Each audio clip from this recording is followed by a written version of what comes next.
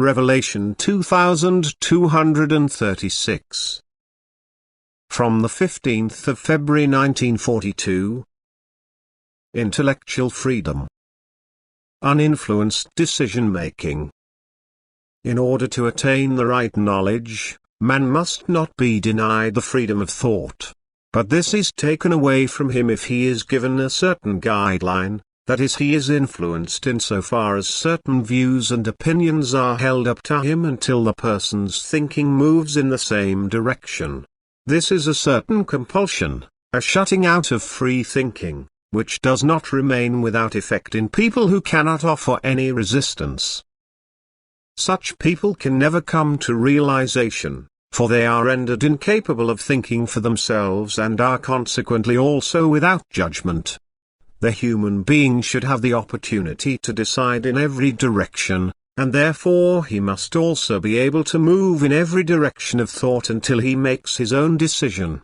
Therefore it must not be prescribed to him and also not denied him what should be brought close to his train of thought, what he wants to accept or reject.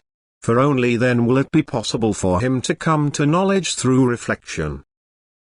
He must be allowed to follow every school of thought, otherwise he could neither be held responsible nor gain any spiritual advantage if he thinks wrongly or rightly.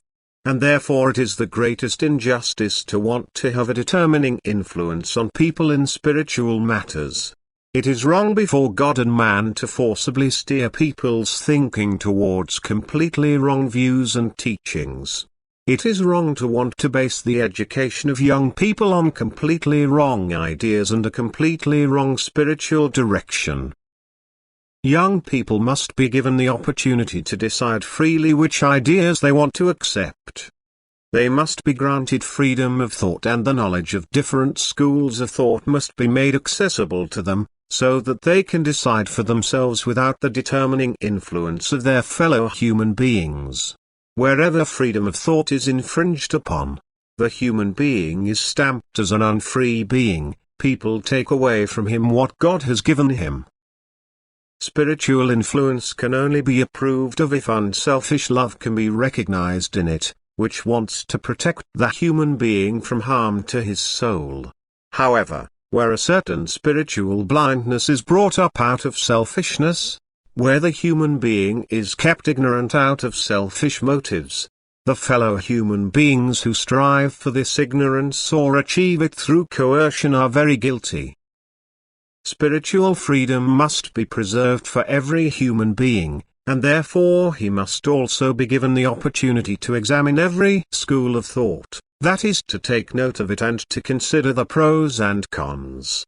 Only then can the human being decide freely and form his spiritual state accordingly, but this is never possible if his spirit is gagged, that is, the human being is forced to think as his fellow human being pleases. Amen.